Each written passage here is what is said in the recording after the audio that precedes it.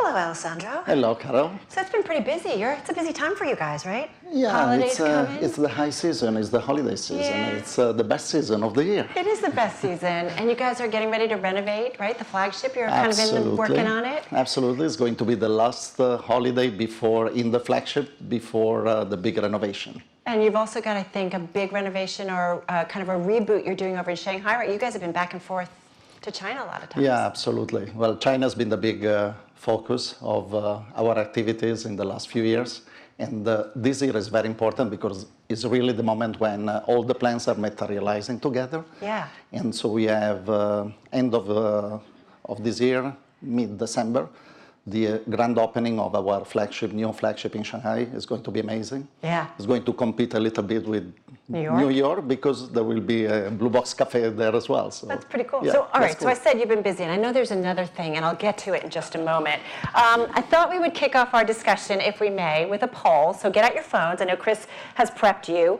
I've got a question for you. I love Tiffany's, and I got to say, I do, my daughter, even my husband, we love getting the Robin's Egg blue boxes. I love it. I love it in the holidays when they do a red bow. So what's the most popular Tiffany gift on holiday shopping lists? And the questions, the answers, money clip, charm or chain bracelet, 1837 ring, Elsa Peretti diamonds by the yard, the entire company. All right, so let's do the elephant in the living room. So everybody's been reporting about LVMH. It's been in the news for a couple of weeks, even late last night. Sure. It sounds like you guys are finally officially talking. Is that fair? Well, you know, I know this is tough. we have we have a strategy, Yeah. and we have 6 key strategic priorities, and the first one is to amplify our brand message. Now, by amplifying our brand message, I was not meaning to talk about M&A in a conference. So maybe I can expand on other points if you want. I will, and I'm not going to push too much because I know there's a lot of stuff going on. But I do wonder about when we look at the luxury space, is there something to be had by being part of a bigger conglomerate like LVMH? And I'm curious, you've been at the company now for 2 years, right? Yes. And you've been rebooting stores, reworking a strategy, introducing lots of lines. Is M&A, as a deal, kind of part of the plan? Well, I have to say that there are many luxury brands, but when you take really top luxury brands, the big, let me say, mega brands, we talk about a handful of brands. And among those, you have actually some of them extremely successful that are part of big groups. Consider Vuitton, consider Cartier. But you have other brands that are super brands, super powerful, that are not part of big groups. Consider Chanel, consider Hermes.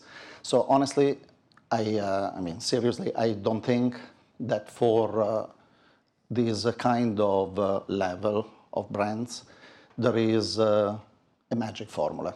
It could be, it's proven, can be one way, can be the other.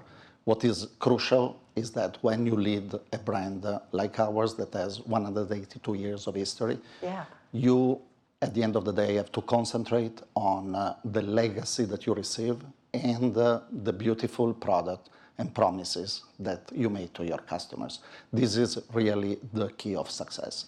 Then the financial arrangements, as I said, can be successful one or the other. What is important, customers, they don't care about your shareholders. Right. Customers care about your products, about your brand, about sustainability, about the beauty of your products. This is what really makes success. You know, it's interesting that you say that too, Alessandro. I think we're in a year where we are so much debating public-private markets, right? And I think companies are evaluating the benefits and the pros and cons of staying private versus not. And I do wonder, can I just indulge me for a second? Please. A Bloomberg opinion piece today, and it said, one of our writers said, a deal would benefit both sides. For the owner of Louis Vuitton, it would mean dominating the jewelry market. It would automatically give them a huge presence, while Tiffany could avoid the tricky task of executing a turnaround in a U.S. recession on its own.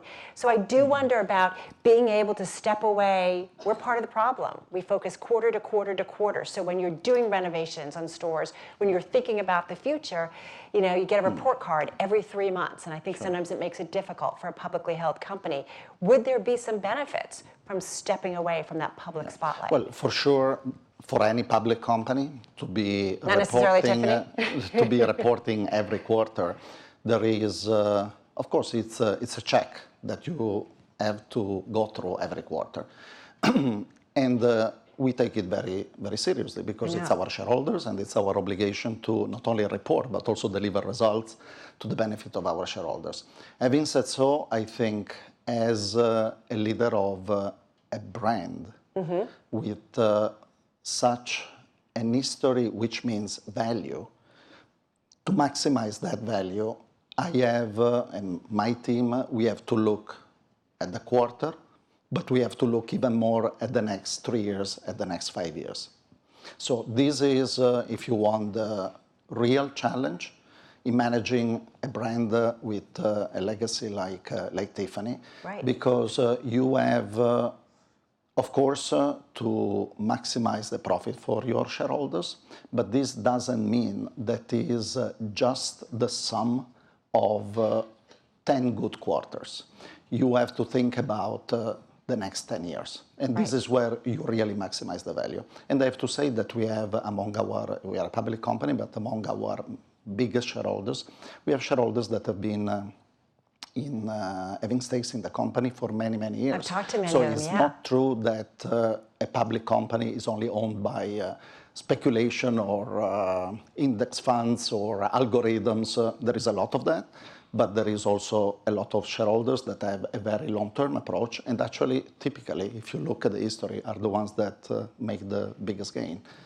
But so then, having said that, because I listen to what you're saying, is there a benefit to stepping away and being part of a larger company where you are part of a portfolio and you can do the things that you want to make sure that brand is around for another 100 years? Well, honestly, I don't think we have ever diverted from doing the right thing, nor other brands that are listed.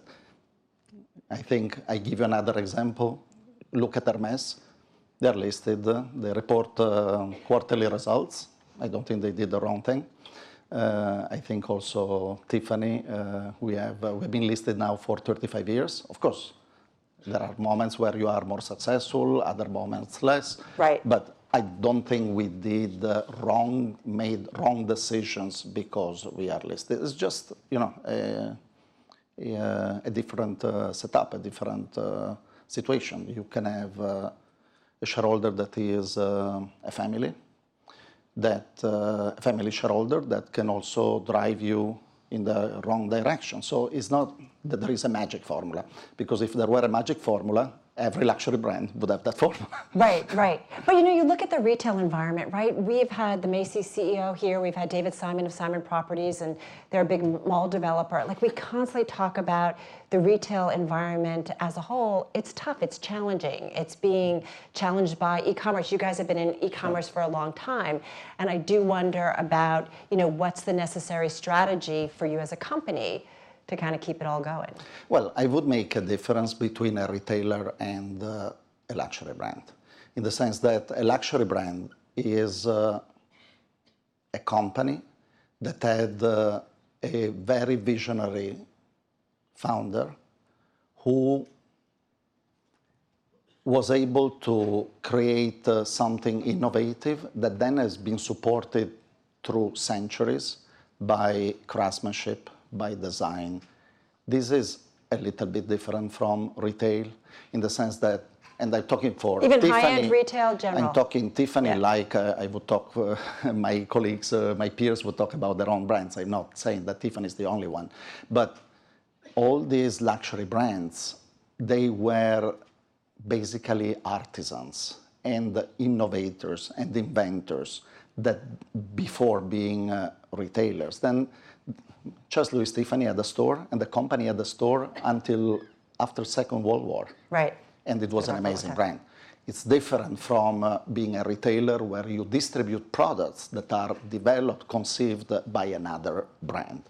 It's a great job. It's not that one is better than the other. But when you resell products of another brand, it's a totally different business than when you create your own products. And that is the immense pride I have in Tiffany, because in that area of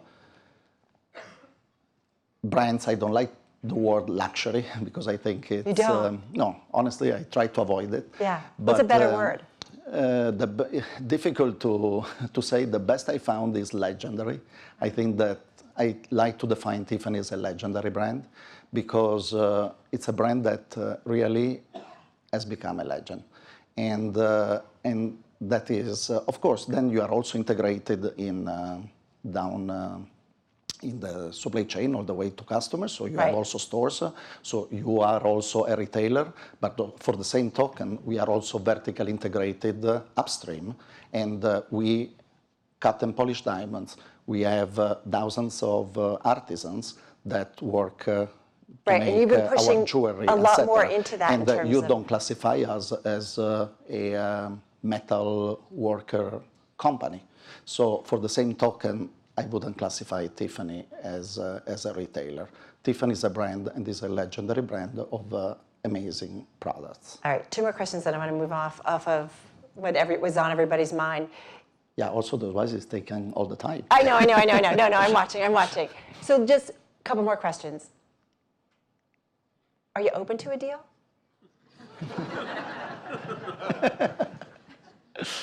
It's not like I'm asking you for the Advent calendar. Have you seen that Advent calendar? It starts at 112,000. We could have a deal if all the Advent calendars didn't already sell. They are all sold out. Otherwise, I would.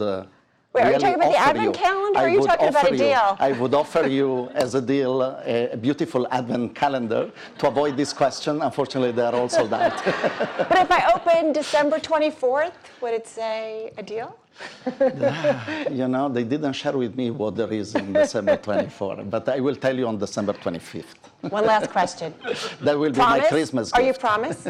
I know where you live. Yeah, I know where the store is. Absolutely. I will tell you what there is in the little box of December 24th. One last question, otherwise my editors are going to just beat me up. Are there other parties? Are there other parties interested in the company? We do a lot of parties at Tiffany. We have a breakfast at Tiffany, lunch at Tiffany, dinner at Tiffany. We have parties. 2 shows nightly. Try the deal. November, December, we have plenty of parties. And you can get invited if you behave. Are there bankers around? Forget it. My husband gave up on that a long time ago. You don't want to miss a party at Tiffany, do you? So I promised one last question. Are there lots of bankers around? Is it crazy? Well, I never realized how many bankers there are in Manhattan. And lawyers, too. Where's the PR person? You guys primed him so well. And nothing against bankers. They're a bit expensive. Is there a deadline? Like, do you have a New Year's holiday that you want to go on? So, like, you want to get things done, like a deal done before you go on your New Year's holiday? I want to do a deal with your husband because I think he has to buy you a very beautiful DIF diamond in a Tiffany setting, because with such let me say, persistent partner, I am very persistent. I think he has to buy a beautiful diamond. And I know a beautiful brand, not a retailer. I've got 10 minutes. I can still come back to this. All right. So we talked a little bit about luxury, and you don't like that word. Yeah. Tell me a little bit about the Chinese consumer, because you guys are getting ready. You've revamped a store, getting ready to open. You've been back and forth. We talked about traveling a lot. The Chinese tourist, we know, has created some problems, certainly here in the U.S. store. But we also know China is saying, hey, buy more domestically. And you guys have done some well on that. Tell me what's going on. Well, the situation, there are 2 different situations. One is in general of the entire industry. What happened is that in the US, and not only US, also other markets that are pegged to the US dollar, of course, have become less of a saving for Chinese consumers to shop. On the other side, there has been also Hong Kong that, because of the unrest, used to be a shopping paradise for many tourists from mainland China, and for obvious reasons, they are not going there anymore. And simultaneously, there has been a repatriation of consumption in China because, partly because these Chinese customers were not purchasing abroad anymore, so they are purchasing in China. But on the other side, also the Chinese government really pushed with lower sales tax, lower VAT, and also lower import duties except for the US companies, in order to facilitate the local consumption. And so, in general, every brand is seeing sales in China growing, and while unfortunately in Hong Kong or, for example, the US, for Chinese tourists, sales are declining or difficult. Then there is a specific factor for Tiffany, because Tiffany entered the Chinese market in early 2000, right. but our development there in terms of a network was a little bit slow.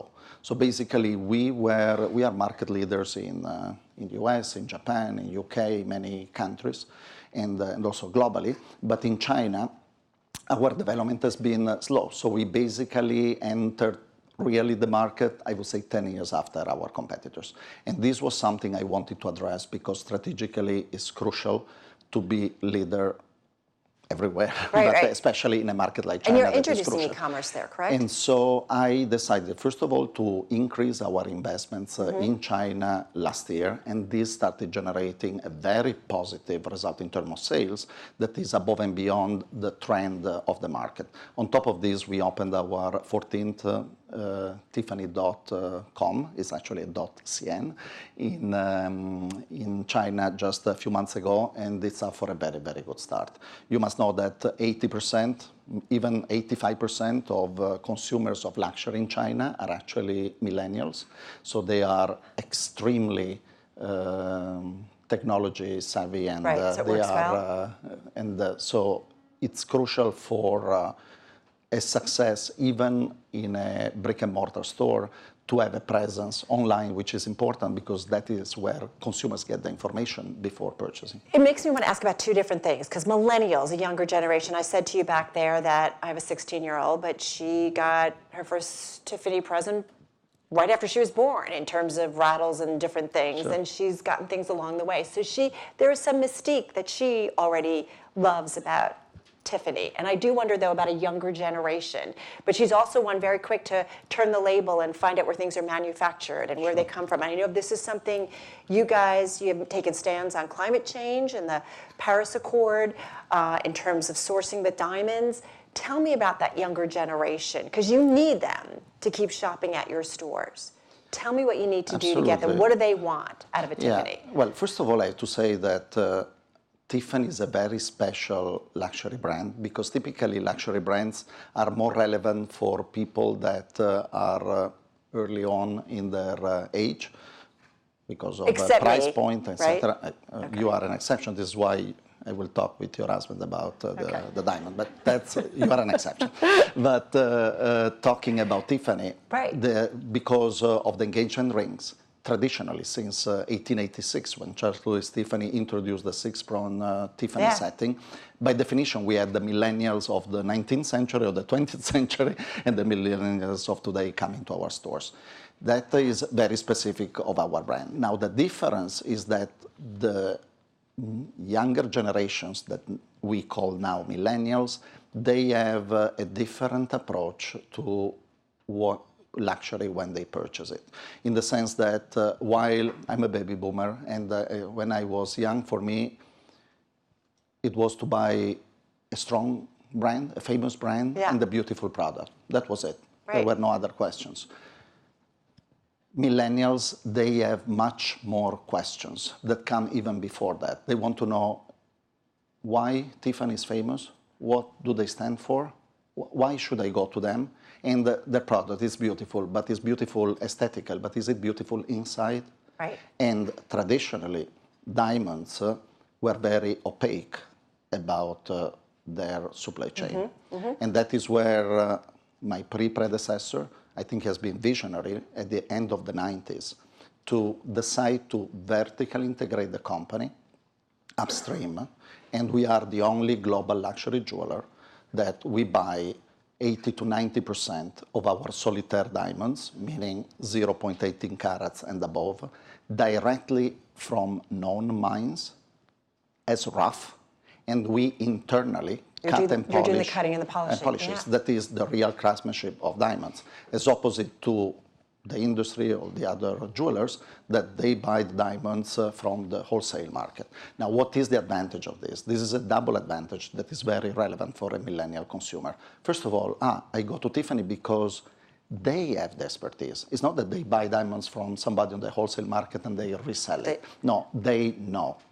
The second point is that as we buy from the source, we can tell you where your diamond comes from.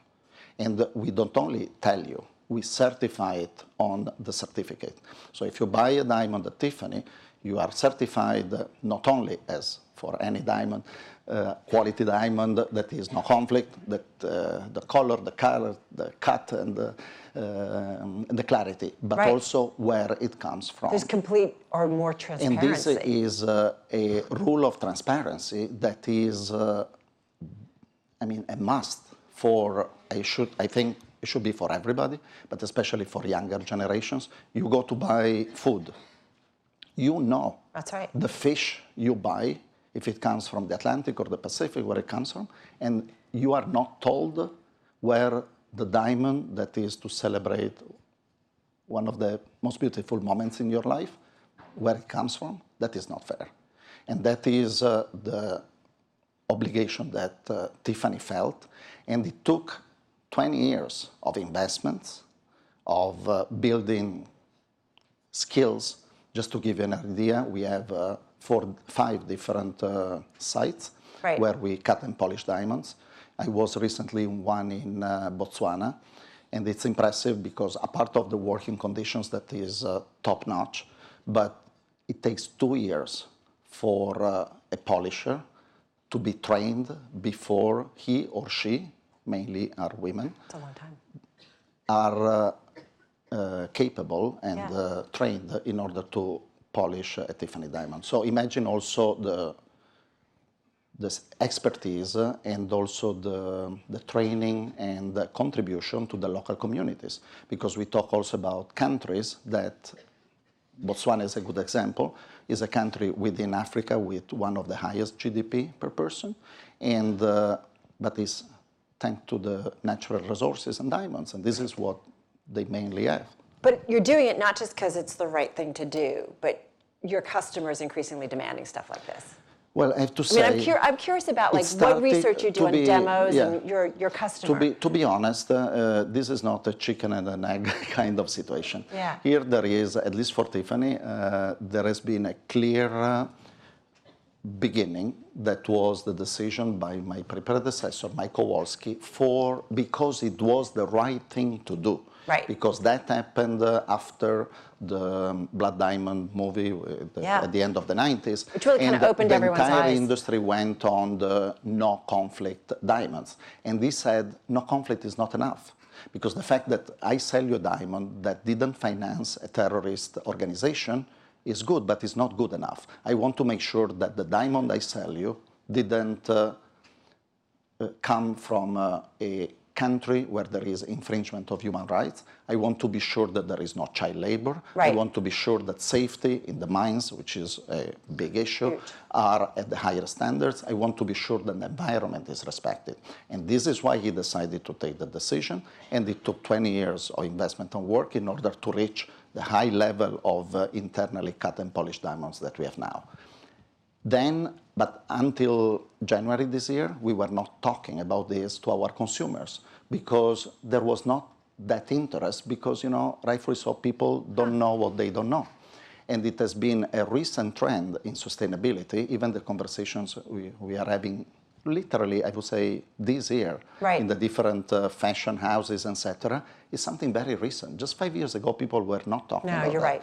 And so it has started from a vision of a man who wanted to do the right thing and has become now something that I feel as an obligation to consumers because you don't want to have anything opaque in a diamond at Tiffany. Well, and I think, Alessandro, it speaks to a larger conversation that we certainly have been having in the Business Roundtables, talked about it, that it's not just a responsibility to your shareholder, but to your employees, to the world at large in terms of the imprint that a company makes. So there's something larger at work.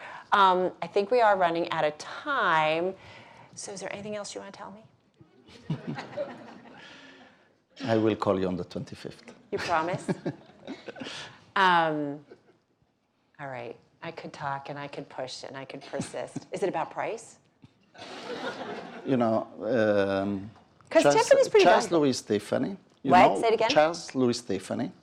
He started this business in 1837 in New York. Right. He The whole he was a New 1837 Yorker. And in the first store, that was not where we have the flagship now, it was in front of City Hall. And the point of difference, he had two innovative ideas. One was to bring the most beautiful jewelry to a city that at that time was an emerging economy, where there were a lot of people coming here to make fortune. Yeah. Not many were making fortune, but some were making a huge fortune. And they had this visionary idea of saying, I will bring refinement to these people that are working so hard to make money. They have the money, I bring them refinement. The second thing was to have fixed price. In 1837, Charles Louis Tiffany opened a store, and there was a fixed price, and the price was displayed there. I mean, in those days, I tell you, jewelry, I mean, even diamond dealers, even nowadays, is not the most fixed price kind of industry. Well, imagine how visionary it was. So about the price, high or low, we display prices in our stores, and I hope you can shop there. How should we read that? Do you think he would be in favor of a deal? I want to make a deal with your husband. A beautiful diamond for you. You are a great sport. Thank you so Thank much. you. Thank you so much. How great was this?